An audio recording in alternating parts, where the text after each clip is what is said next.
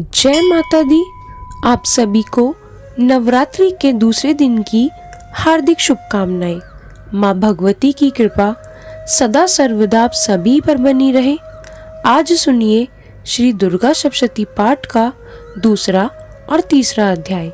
साथ ही आज दूसरे दिन माँ दुर्गा के माँ ब्रह्मचारिणी रूप की पूजा विधि, व्रत कथा, आरती, बीज मंत्र की वीडियो हमारे YouTube चैनल पर ज़रूर देखिएगा।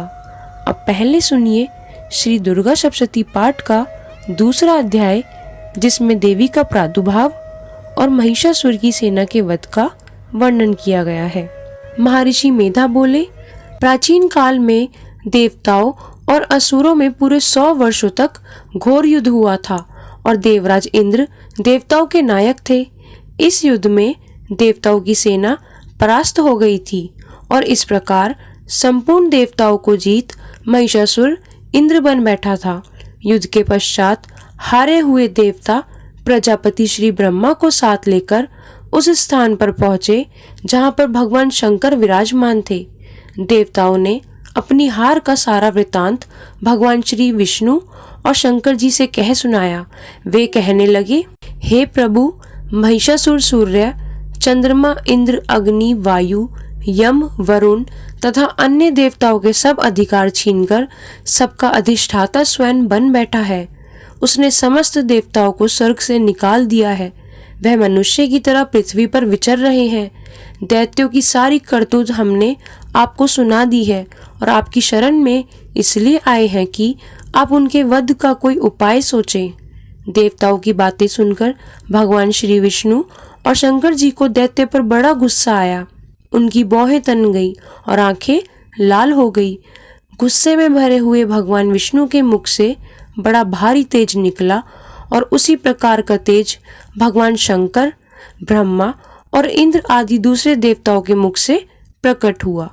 फिर वह सारा तेज एक में मिल गया और तेज का पुंज वह ऐसे दिखता था जैसे कि जाज्वल्यमान पर्वत हो। देवताओं ने देखा कि उस पर्वत की ज्वाला चारों ओर फैली हुई थी और देवताओं के शरीर से प्रकट हुए तेज की किसी अन्य तेज से तुलना नहीं हो सकती थी। एक स्थान पर इकट्ठा होने पर वह तेज एक देवी के रूप में परिवर्तित हो गया और अपने प्रकाश से तीनों लोकों में व्याप्त जान पड़ा।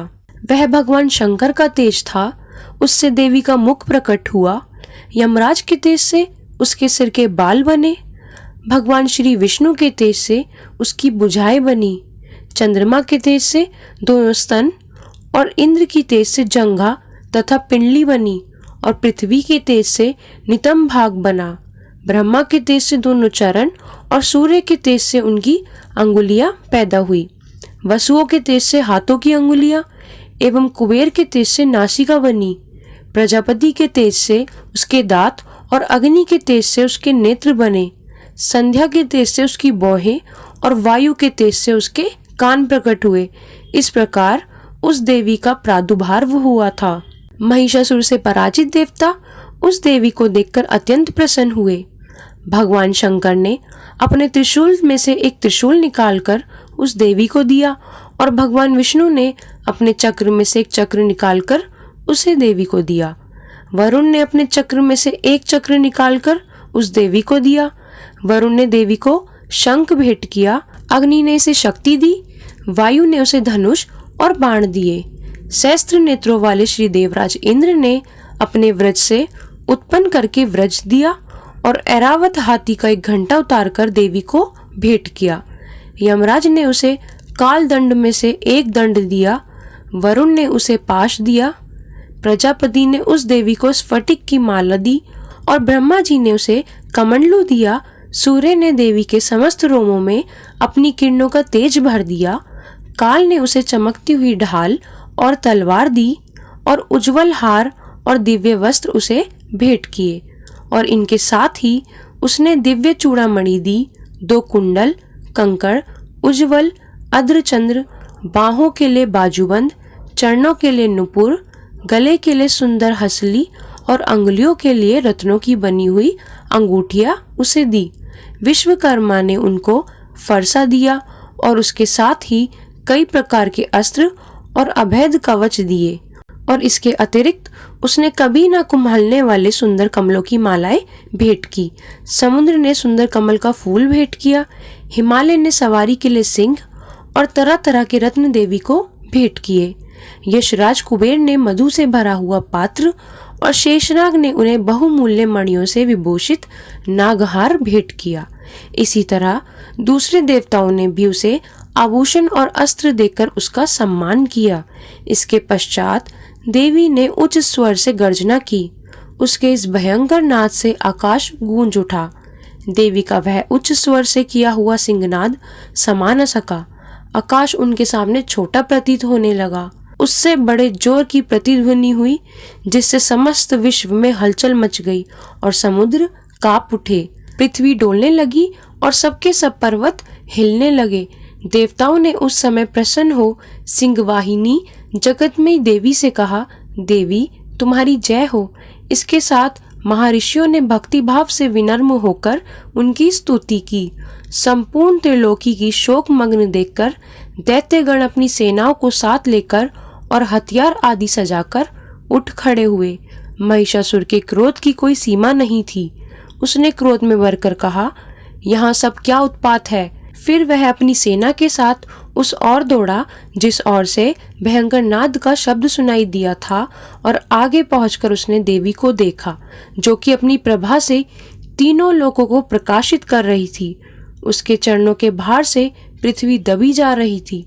माथे के मुकुट से आकाश में एक ऐसी रेखा सी बन रही थी, और उसके धनुष की टंकार से सब लोग क्षुब्ध हो रहे थे। देवी अपनी सहस्त्र भुजाओं को संपूर्ण दिशाओं में फैलाई खड़ी थी। इसके पश्चात उनका दैत्यों के साथ युद्ध छिड़ गया और कई प्रकार के अस्त्र शस्त्रों से सबकी सब दिशाएं उद्भासित होने लगी। महिषासुर की सेना का सेनापति चिक्षुर नामक एक महान असुर था।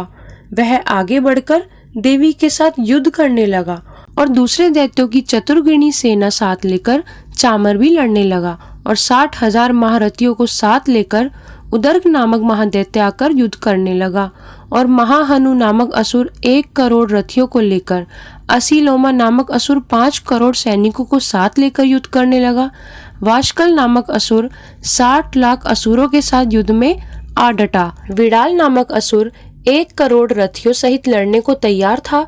इन सब के अतिरिक्त और भी हजारों असुर हाथी और घोड़े साथ लेकर लड़ने लगे, और इन सब के पश्चात महिषासुर करोड़ों रथों, हाथियों और घोड़ों सहित वहां आकर देवी के साथ लड़ने लगा।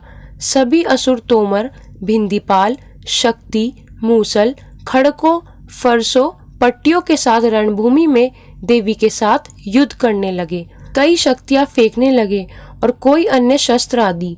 इसके पश्चात सबके सब दैत्य अपनी अपनी तलवारें हाथों में लेकर देवी की ओर दौड़े और उसे मार डालने का उद्योग करने लगे। मगर देवी ने क्रोध में भरकर खेल ही खेल में उनके सब अस्त्र शस्त्रों को काट दिया। इसके पश्चात ऋषियों और देवताओं ने देवी की स्तुति आरंभ कर दी, और वह प्रसन्न होकर असुरों के शरीरों पर अस्त्र शस्त्रों की वर्षा करती रही। देवी का वाहन भी क्रोध में भरकर दैत्य सेना में इस प्रकार विचरने लगा जैसे कि वन में दावानल फैल रहा हो। युद्ध करती हुई देवी ने क्रोध में भर जितने श्वासों को छोड़ा, वे तुरंत ही सैकड़ों हजारों गणों के रूप में परिवर्तित हो गए। फरसे, भिंदीपाल, खड़क तथा पट्टिश इत्यादि अस्त्रों के साथ दैत्यों से युद्ध करने लगे। देवी की शक्ति से बड़े हुए वह गण दैत्यों का नाश करते हुए ढोल, शंख व मृदंग आदि बजा रहे थे। तदंतर देवी ने त्रिशूल, गदा, शक्ति, खड़क इत्यादि से सहस्त्र असुरों को मार डाला। कितनों को घंटे की भयंकर आवाज से ही यमलोक पहुंचा दिया। कितने ही असुरों को उसने पास में बांधकर पृथ्वी पर घसीट घसीट कर मारा। कितनों को ही अपनी तलवार से टुकड़े टुकड़े कर दिए और कितनों को गदा की चोट से धरती पर सुला दिया। कई दैत्य मूसल की मार से घायल होकर रक्त वमन करने लगे और कई शूल से छाती फट जाने के कारण पृथ्वी पर लेट गए और कितनों की बाण से कमर टूट गई। देवताओं को पीड़ा देने वाले दैत्य कट कट कर मरने लगे।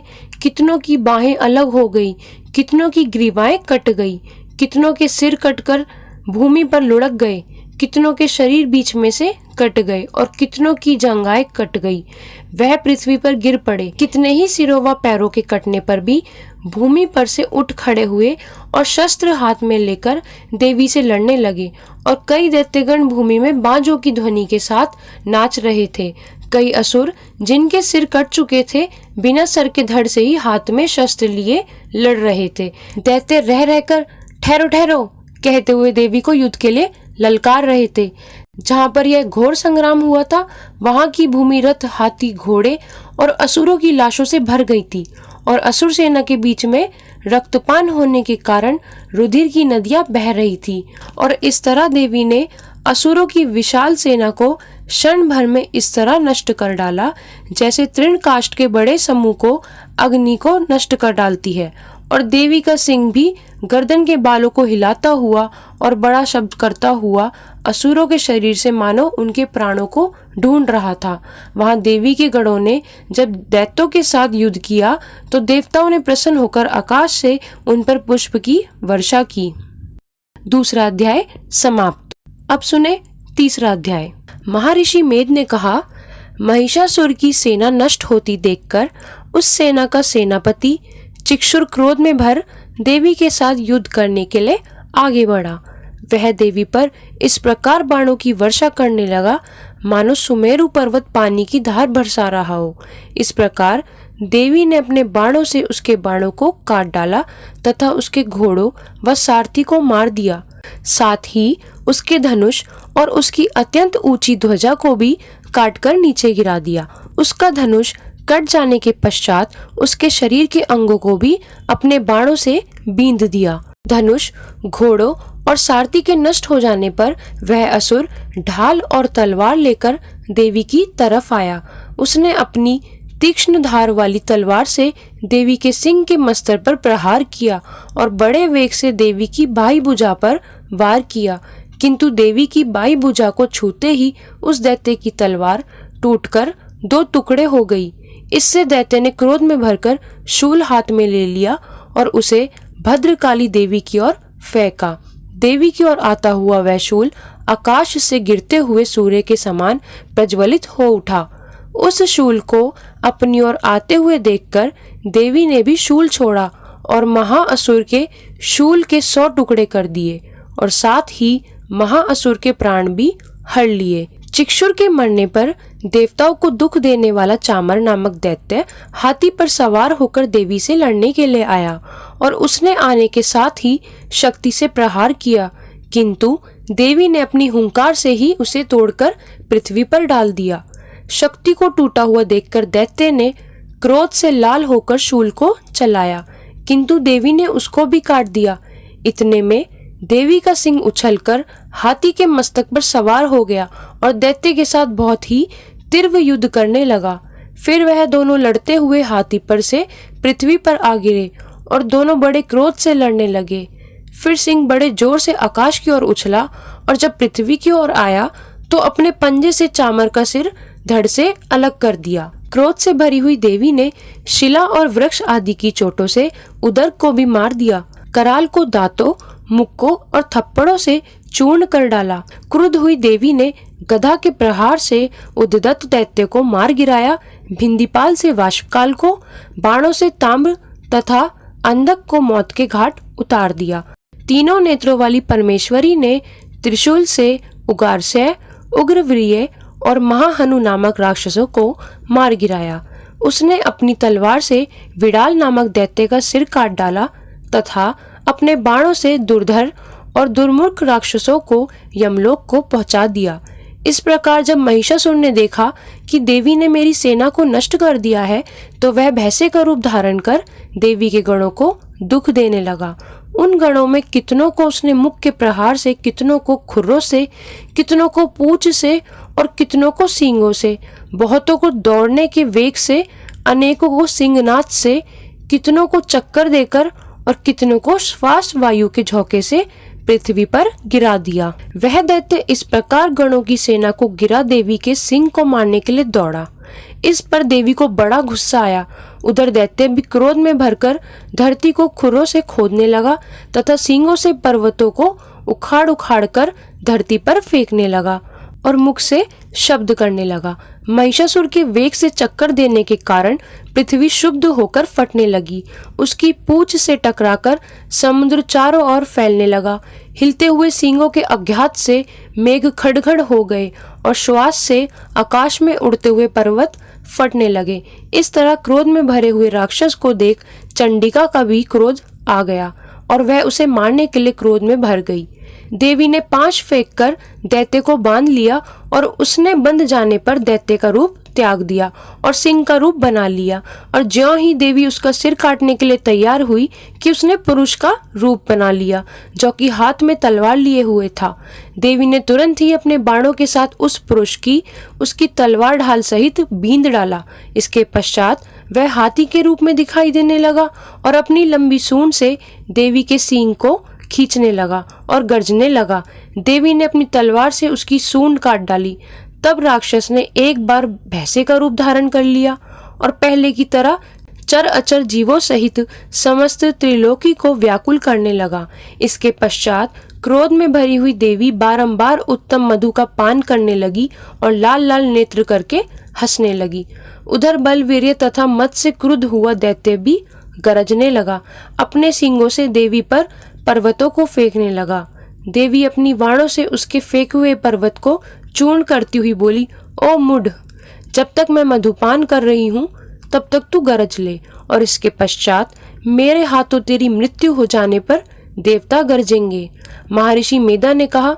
यों कहकर देवी उछलकर उस दैत्य पर जा चढ़ी और उसको अपने पैर से दबाकर शूल से उसके गले पर आघात किया।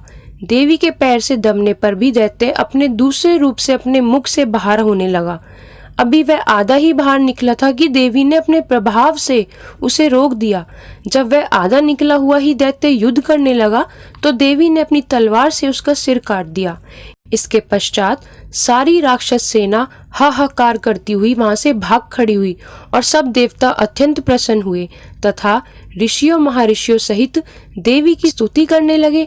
गंधर्व राज गान करने तथा अप्सराएं नृत्य करने लगी। और इस प्रकार तीसरा अध्याय पूर्ण हुआ। और चैनल को सब्सक्राइब नहीं किया हो तो प्लीज चैनल को सब्सक्राइब करके बेल आइकन प्रेस करना मत भूलिएगा। जय माता दी।